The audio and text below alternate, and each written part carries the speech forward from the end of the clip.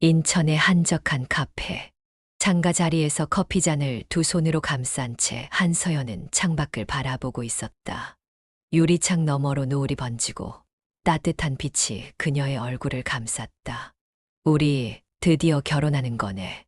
정민수의 목소리에 서연은 시선을 돌렸다. 그의 눈빛에는 기대와 설렘이 가득했다. 그러게, 아직도 실감이 안 나. 서연은 부드럽게 웃었다. 사실 실감이 안 난다기보다는 막연한 불안감이 조금 스쳤다. 하지만 그것이 무엇 때문인지 스스로도 명확하게 짚어낼 수 없었다. 그저 오랜 연애 끝에 맞이한 결혼이니 순조롭게 진행될 거라고 믿고 싶었다. 엄마가 상견례 날짜 잡자고 하시더라. 다음 주 주말 어때? 응, 좋아. 부모님께도 말씀드릴게. 민수는 그녀의 손을 잡으며 환하게 웃었다. 서연아, 너무 걱정하지 마. 우리 7년이나 사귀었잖아. 이제 남은 건 행복하게 사는 일뿐이야. 그의 말에 서연도 고개를 끄덕이며 미소를 지었다. 그래, 이건 단순한 형식적인 절차일 뿐. 상견례는 서울의 한 고급 한정식집에서 이루어졌다. 양가 부모님이 마주 앉아 인사를 나누었고 어색한 기류 속에서도 대화는 비교적 순조롭게 흘러갔다. 예단 같은 건 꼭 해야 하나요? 서연의 어머니가 조심스레 물었다. 그러자 민수의 어머니 윤정숙이 손을 살짝 흔들며 말했다. 요즘은 그런 거 안 챙기잖아요. 저희도 예단 같은 건 신경 안 쓸게요. 서연은 속으로 안도의 한숨을 쉬었다. 불필요한 형식에 얽매이지 않는다는 점이 다행스럽게 느껴졌다. 결혼식 비용은 어떻게 할까요? 이번엔 서연의 아버지가 입을 열었다. 민수가 미리 말했던 것처럼 결혼 비용은 반반 부담하기로 정리되었다. 윤정숙도 별다른 불만 없이 수긍하는 듯 보였다. 괜한 걱정이었나. 그날 밤 서연은 홀가분한 기분으로 잠이 들었다. 하지만 그 평온함은 오래가지 않았다. 며칠 뒤 민수와 저녁을 먹던 중이었다. 서연아, 우리 엄마가 말인데 내가 살고 있는 오피스텔 있잖아. 응. 왜? 혹시 그거 팔 생각 있어? 서연의 손에 쥐어졌던 젓가락이 멈췄다. 갑자기 왜? 그게 예단 비용이 부담될 수도 있으니까. 내 오피스텔을 정리해서 그걸로 맞추면 어떨까 해서. 뭐. 서연은 민수를 빤히 바라봤다. 우리 상견례 때 예단 안 하기로 했잖아. 그런데 이제 와서 왜? 엄마가 그러시더라고. 우리 집안 체면도 있고 친척들 보기도 그렇고 그래도 최소한의 성의는 보여야 한다고. 그러니까 내 오피스텔을 팔아서 예단을 하라고? 서연은 황당하다는 듯 웃음을 터뜨렸다. 하지만 민수는 진지했다. 꼭 팔라는 건 아니고 그냥 내가 감당할 수 있으면 좋겠다는 거지. 말이 되는 소리를 해. 서연은 단호하게 말했다. 내가 왜 애초에 예단 필요 없다고 했던 건 내 어머니야. 그런데 이제 와서 내 재산을 정리하라고? 그냥 제안이야, 서연아. 너무 화내지 마. 화가 안 나게 생겼어. 서연은 깊은 한숨을 쉬었다. 내가 이 얘기를 한다는 것 자체가 너무 실망스러워. 민수는 미안한 듯 입을 다물었지만 그녀는 한 가지 확신이 들었다. 이 결혼 순탄하지 않을 수도 있다. 서연은 휴대폰 화면을 내려다보았다. 윤정숙 부재 중 전화 3통. 기분이 좋지 않았다. 상견례 이후 별다른 문제 없이 흘러갈 줄 알았던 결혼 준비가 불과 며칠 만에 이상하게 돌아가고 있었다. 문자도 와 있었다. 서연아, 잠깐 얼굴 보고 얘기 좀 하자. 중요한 이야기야. 단순한 결혼 준비 때문이라면 민수를 통해 말하면 될 터였다. 이렇게까지 직접 연락을 해오는 건 뭔가 꺼림칙했다. 결국 서연은 전화를 걸었다. 어머니, 연락 주셨다면서요. 그래, 서연아. 시간이 좀 되니 우리 집 근처로 와서 같이 차 한잔 하자. 할 얘기가 있단다. 예감이 좋지 않았다. 그러나 결혼할 가족이 될 사람인데 피할 수도 없는 일이었다. 카페에 들어서자 윤정숙이 먼저 와 있었다. 작은 찻잔을 손에 쥔 그녀는 서연을 보자 반갑게 웃었다. 우리 서연이 왔구나. 앉아, 앉아. 서연은 조심스레 마주 앉았다. 어머니, 무슨 일이신지요? 사실 지난번 상견례 때 우리가 예단을 안 하기로 했었잖니. 그런데 생각해 보니까 그게 좀 아니더라고. 순간 심장이 철렁 내려앉았다. 예단이요. 그래, 그래. 우리 집도 친척들한테 체면이 있잖니. 너도 알다시피 우리 민수네 집이 어느 정도는 체면을 중시하는 집이야. 최소한 기본적인 예단 정도는 준비하는 게 예의 아니겠니? 서연은 순간 말문이 막혔다. 하지만 어머니, 저희 상견례 때는 분명 예단을 생략하기로 합의했던 걸로 기억하는데요. 그땐 그랬지. 근데 시간이 지나고 보니까 생각이 바뀌었어. 서연은 속으로 깊은 한숨을 내쉬었다. 그래서 예단을 어떻게 준비하라는 말씀이신가요? 윤정숙은 능청스럽게 웃으며 말했다. 내 오피스텔 있잖니. 그거 처분하면 충분히 예단 준비할 수 있겠더라. 순간 귀를 의심했다. 제가 살고 있는 오피스텔이요. 그래, 그래. 어차피 결혼하면 신혼집으로 갈 텐데. 그 오피스텔 놔둘 이유가 없지 않니? 괜히 유지비들 바에야 그걸로 예단 준비하면 깔끔하지 않겠어. 서연은 황당함을 감추지 못했다. 어머니, 그건 제 재산이에요. 제가 직장 다니면서 제 힘으로 마련한 거고요. 그리고 예단은 처음부터 하지 않기로 했잖아요. 윤정숙의 표정이 싹 굳었다. 서연아, 이건 단순히 돈 문제가 아니야. 우리 집안의 자존심이 걸린 문제란다. 내가 조금만 양보하면 원만하게 해결될 일을 왜 이렇게 예민하게 구니? 서연은 순간 머리가 하얘졌다. 죄송하지만 그건 양보의 문제가 아니에요. 저한테는 소중한 공간이고 제 미래를 위해 가지고 있어야 하는 집이에요. 그리고 어머니의 결혼은 저랑 민수의 일이에요. 예단이 체면 문제라고 하시지만 저희가 사랑해서 결혼하는 거잖아요. 형식적인 체면을 위해 제 집을 포기할 순 없어요. 윤정숙은 불쾌하다는 듯 찻잔을 탁 내려놓았다. 그럼 신혼집은 어떻게 할 생각이니? 저희가 원래 계획했던 대로 서로 부담할 수 있는 범위에서 마련하려고요. 그게 말이 되니? 신혼집은 당연히 남자가 더 준비하는 거고 며느리는 최소한 예단이라도 해야지. 그럼 어머니, 신혼집을 마련하는데 민수 오빠의 부모님도 경제적으로 도와주실 계획이신가요? 윤정숙은 입을 꾹 다물었다. 아무튼 신혼집은 우리 집 근처로 알아보는 게 좋을 거야. 그래야 시댁과 가까워서 생활하기도 편하고 나중에 아기 생기면 도움도 받을 수 있지 않겠니? 어머니, 제 직장은 서울이에요. 인천에서 출퇴근하면 너무 힘들어요. 다들 그렇게 살아. 요즘 애들은 너무 편한 것만 찾는다니까. 서연은 순간 할 말을 잃었다. 죄송하지만 저희가 알아서 결정하겠습니다.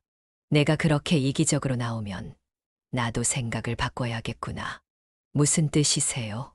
신혼집을 우리 집 근처로 안 할 거면 예단을 더 제대로 준비해야겠네. 집을 포기하기 싫으면 그만큼의 값어치를 해와야지. 서연은 더 이상 참을 수 없었다. 어머니, 결혼은 두 사람이 만드는 가정이에요. 그런데 왜 제가 일방적으로 희생해야 하죠? 희생이라니? 이건 당연한 거야. 내가 우리 집으로 들어오는 거잖니. 그 순간 서연은 깨달았다. 이 사람에게 나는 그저 며느리일 뿐이지 가족이 될 사람이 아니구나. 자리를 박차고 일어서려던 그때 윤정숙이 마지막으로 한마디를 던졌다. 서연아, 다시 생각해봐. 지금 내가 결혼을 앞두고 얼마나 큰 실수를 하려는 건지. 서연은 그녀를 똑바로 바라보았다. 실수를 하고 있는 건 어머니세요. 그리고 그녀는 자리에서 일어났다. 서연은 다시 그 카페에 앉아 있었다. 며칠 전 예비 시모를 만났던 그 자리였다. 기분이 나빴지만 민수가 만나서 얘기하자고 해서 나왔다. 민수는 눈치를 보며 조심스레 말했다. 서연아, 우리 엄마가 또 한 가지 제안을 하셨어. 서연은 한숨을 쉬었다. 또, 이번엔 뭐? 그게 우리 동생 있잖아. 서연은 민수의 말을 듣자마자 싸한 예감이 들었다. 인지. 응. 걔 이제 곧 독립해야 하거든. 그런데 마땅한 집이 없대. 서연은 묵묵히 그의 말을 기다렸다. 그래서 내 오피스텔 있잖아. 그냥 민지한테 주면 안 될까? 순간 머릿속이 하얘졌다. 뭐, 그러면 우리 엄마도 예단 요구 안 하겠대. 이러면 서로 편하지 않아? 서연은 기가 막혀 말이 나오지 않았다. 내가 지금 잘못 들은 거야? 아니, 그러니까 내 집을 내 동생한테 그냥 주라고? 민수는 손을 내저으며 황급히 말했다. 그렇게 말하면 좀 그렇지. 그냥 우리 가족이 되는 거잖아. 가족끼리 도울 수도 있는 거고. 서연은 실소를 터뜨렸다. 그래서 내가 집을 주면 예단을 안 해도 된다고. 그걸 지금 제안이라고 하는 거야. 서연아, 우리 엄마가 너무 고집이 세잖아. 어차피 우리가 신혼집으로 이사 가면 내 오피스텔은 안 쓸 거잖아. 내가 안 쓴다고 해서 그걸 내 동생한테 줘야 해. 민지도 이제 막 사회생활 시작하는데 보증금도 없고 월세 부담도 크고 그게 나랑 무슨 상관인데. 서연은 차가운 목소리로 말했다. 민수는 난처한 표정을 지으며 말을 이었다. 나도 처음엔 반대했어.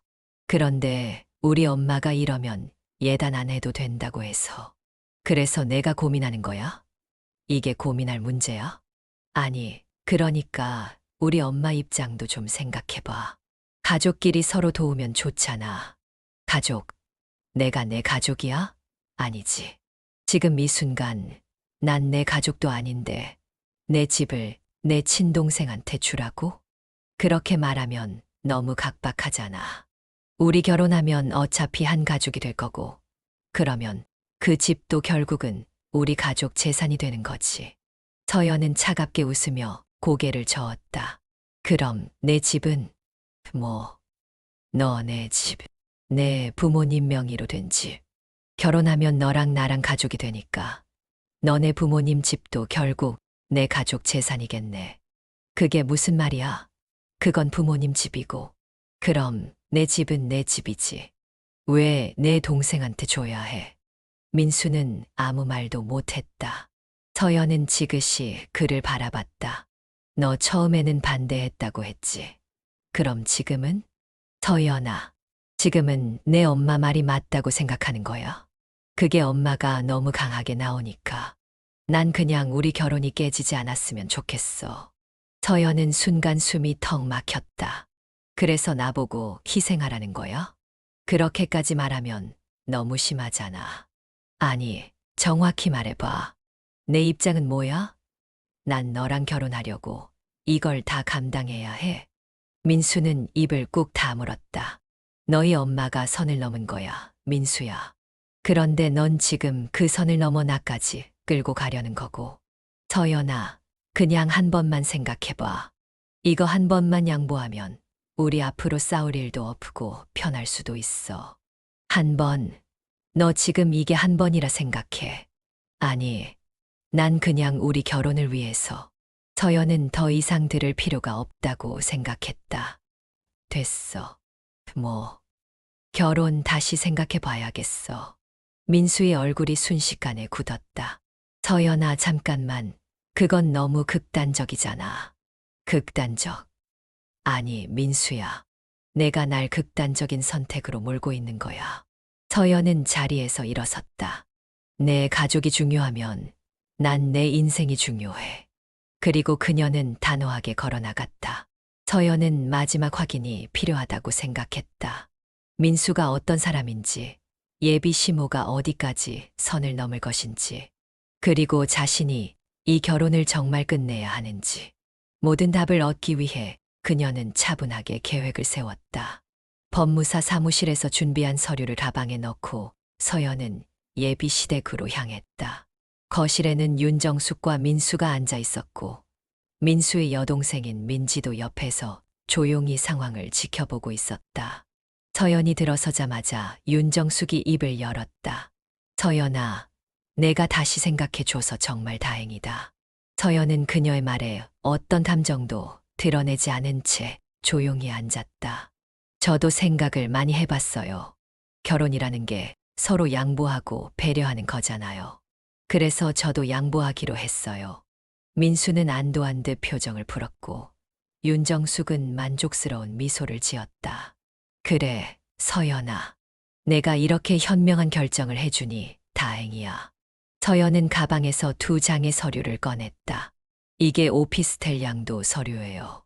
그리고 이건 차용증이에요. 윤정숙의 표정이 굳었다. 뭐, 차용증. 네.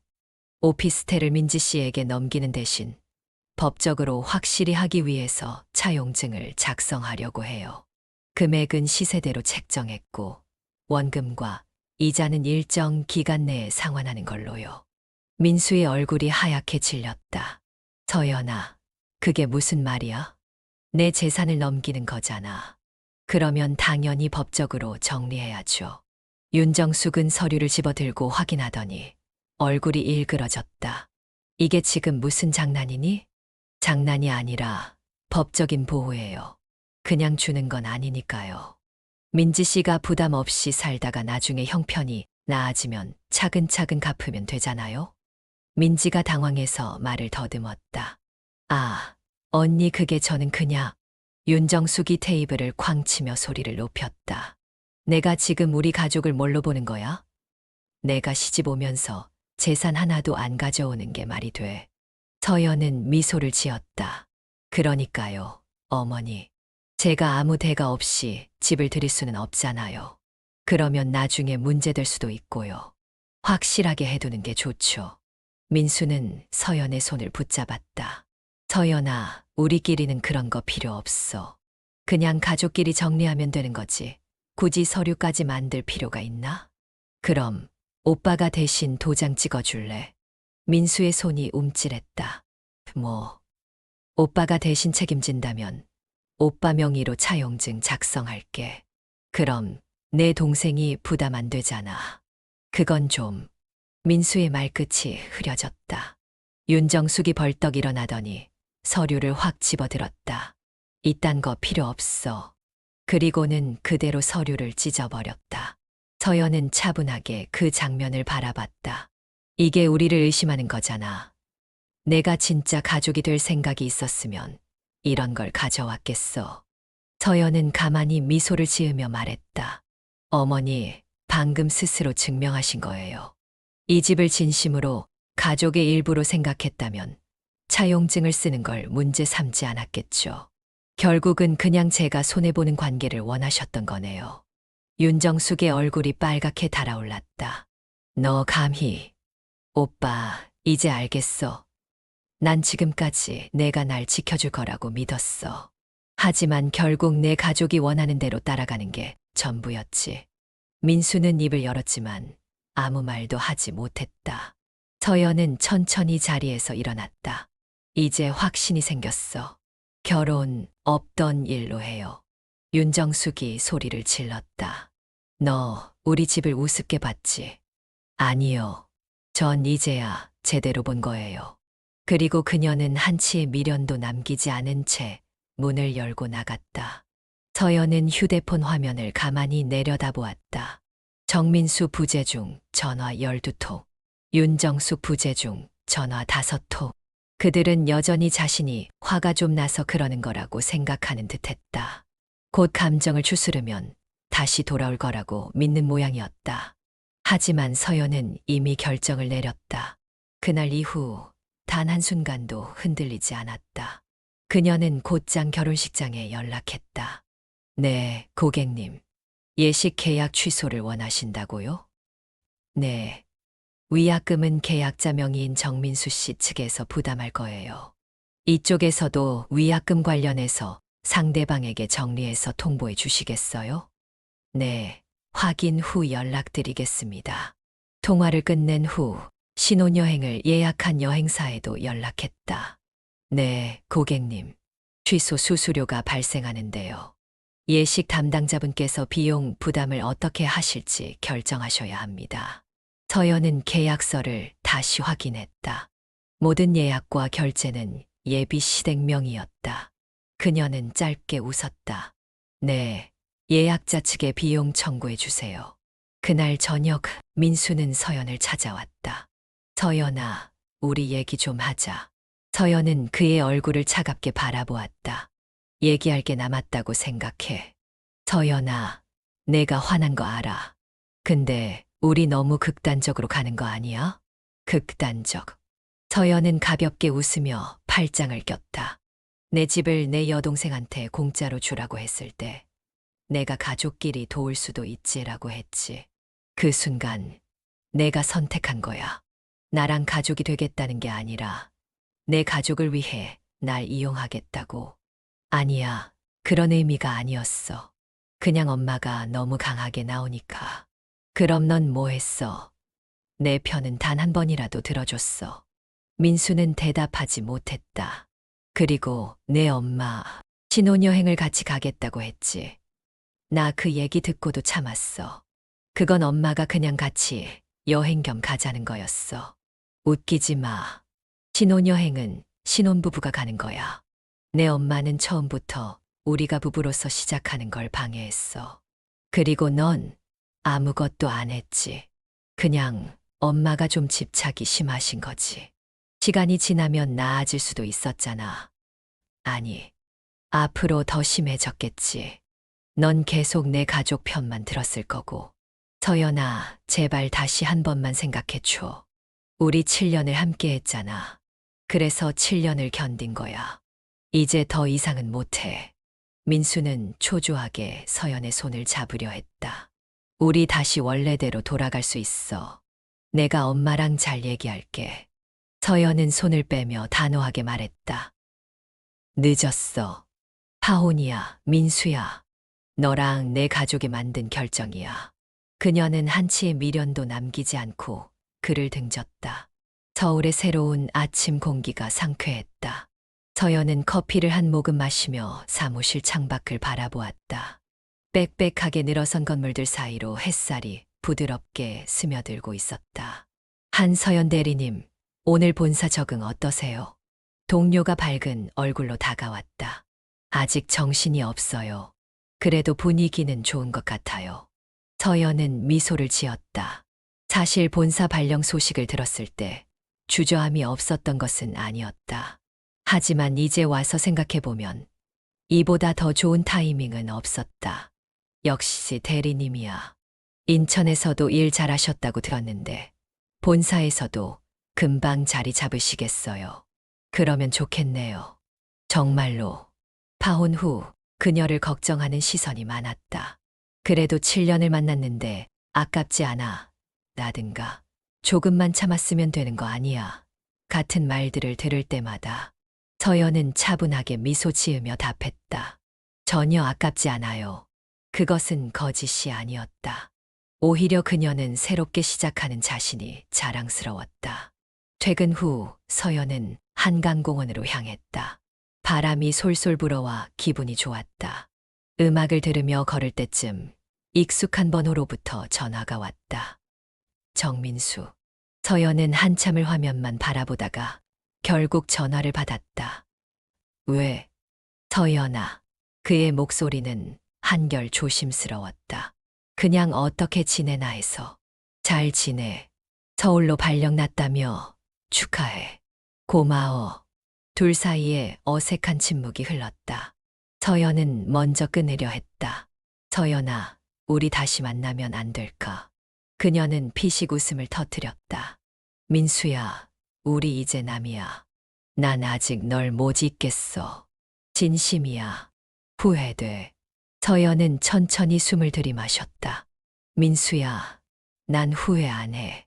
그러니까 다시는 연락하지 마. 그리고 그녀는 전화를 끊었다.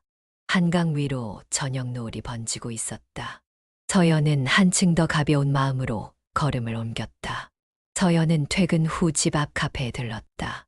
서울 본사로 발령받은 지 한 달이 되어가고 있었다. 바쁜 업무 덕분에 생각할 겨를도 없이 하루하루가 지나갔다.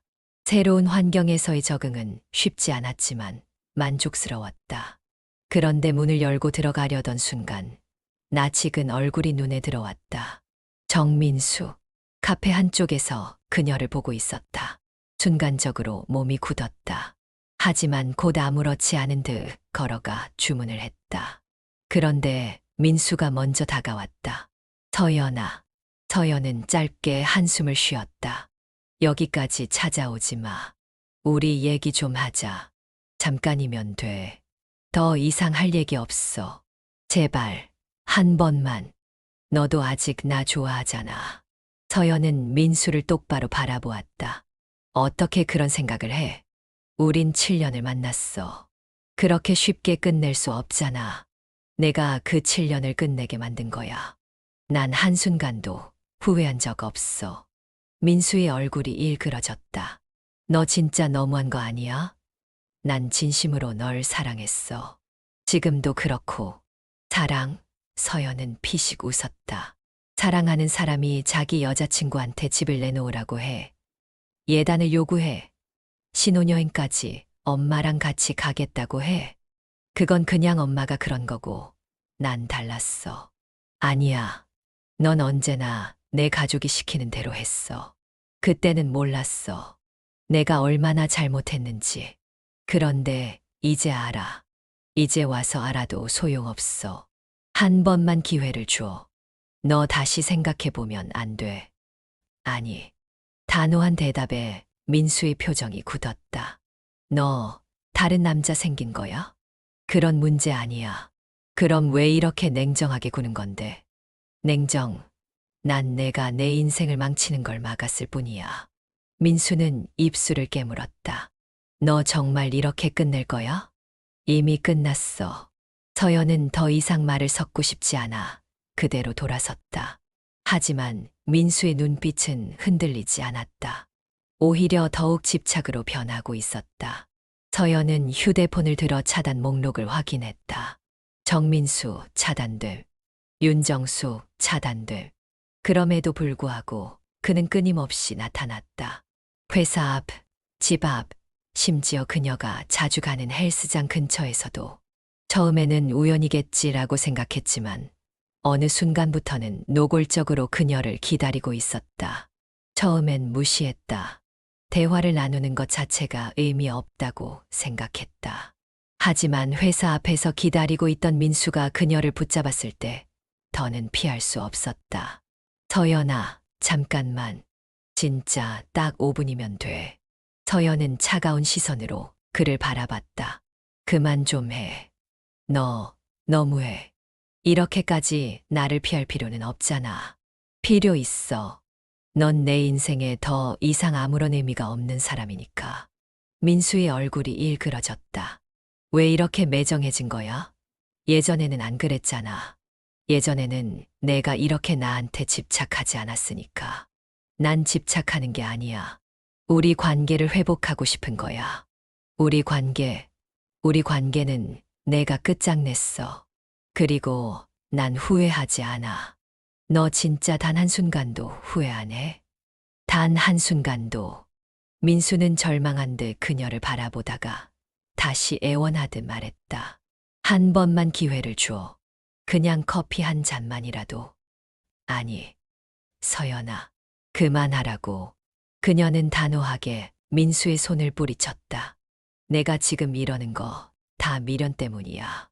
넌 내가 필요해서가 아니라 내가 버려졌다는 사실을 받아들이기 싫은 거야. 난 이제 너 없는 게 더 행복해. 그러니까 다시는 찾아오지 마. 민수는 아무 말도 하지 못했다. 서연은 단호하게 돌아섰다. 그리고 그 뒤로 단 한 번도 흔들리지 않았다. 비가 내리고 있었다. 서울의 밤거리는 젖은 도로 위로 반짝이는 불빛을 흩뿌리고 있었고 서연은 우산을 들고 조용히 걸었다. 하루를 마무리하고 집으로 향하는 길. 이제는 익숙한, 하지만 여전히 가볍고 홀가분한 기분이었다. 그런데 아파트 단지 입구에 다다랐을 때 낯익은 실루엣이 보였다. 비에 흠뻑 젖은 채 서성이는 남자. 정민수. 서연은 걸음을 멈췄다. 하지만 이내 다시 발걸음을 옮겼다. 그를 피하고 싶지도 만나고 싶지도 않았다. 그러나 민수가 먼저 그녀를 붙잡았다. 서연아. 그녀는 피곤하다는 듯 그를 쳐다봤다. 너 또 뭐 하러 왔어? 민수의 얼굴은 비에 젖어 있었지만 눈가도 붉어져 있었다. 제발 한 번만 얘기하자. 할 얘기 없어. 우린 7년을 함께했어. 민수는 다급하게 말을 이었다. 그 시간들이 다 헛된 건 아니잖아. 다시 시작하면 안 돼. 서연은 조용히 그를 바라보았다. 이제 그를 봐도 아무런 감정이 들지 않았다. 예전 같았으면 분노가 치밀었을 수도 있다. 혹은 흔들릴 수도 있었겠지.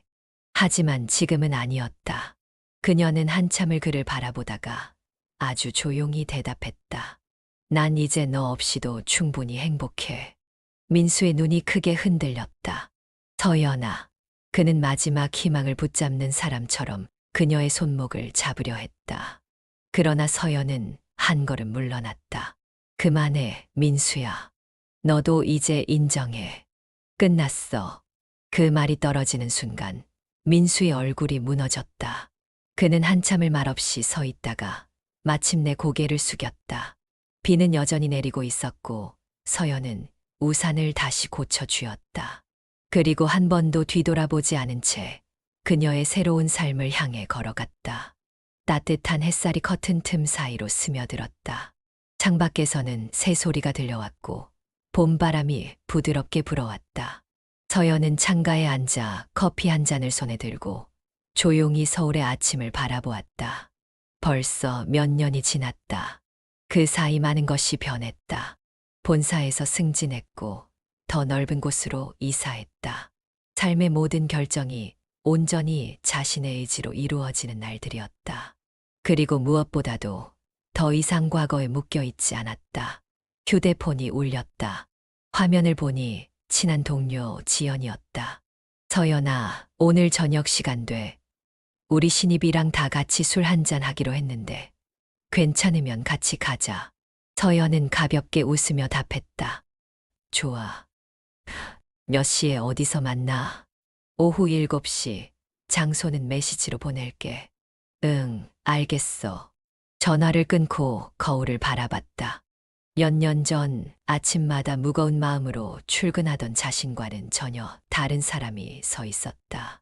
더 이상 누군가의 기대에 맞추기 위해 살지 않았고 누구에게도 휘둘리지 않았다. 그때의 아픔이 없었다면 이런 삶도 없었겠지. 그녀는 가볍게 숨을 들이마시며 미소 지었다. 이제 나의 길을 걷는다. 그리고 그 길 위에서 새로운 사랑을 시작할 준비도 되어 있었다. 서연의 이야기는 단순한 연애와 결혼의 실패담이 아니다. 그것은 자신을 잃지 않기 위한 싸움, 그리고 진정한 행복을 찾아가는 과정이었다. 많은 사람들이 사랑이라는 이름으로 자신의 일부를 포기하고 타인의 기대에 맞추려 한다. 하지만 서연은 결혼이라는 미명 아래 자신을 희생하지 않았다. 대신 자신의 가치를 지키기 위해, 그리고 스스로 선택하는 삶을 살기 위해 과감히 돌아섰다. 처음엔 힘들었을 것이다. 오랜 세월을 함께한 사람을 떠난다는 것, 익숙한 관계를 정리한다는 것은 누구에게나 쉽지 않은 일이다. 하지만 서연은 흔들리지 않았다. 그녀는 단순히 과거를 끊어낸 것이 아니라 스스로에게 더 나은 미래를 선물하기 위해 결단을 내렸다. 그리고 시간이 흘러 그녀는 더 단단해졌다. 더 나은 커리어, 더 넓은 세계, 그리고 온전히 자신이 주체가 되는 삶. 서연은 이제 더 이상 과거에 머무르지 않고 자신이 원하는 방향으로 걸어갈 준비가 되어 있다. 우리는 종종 타인의 시선이나 사회적 기대 속에서 맞는 선택을 해야 한다는 압박을 받는다. 하지만 이 이야기에서 가장 중요한 메시지는 진짜 맞는 선택은 오직 내가 결정하는 것이라는 점이다.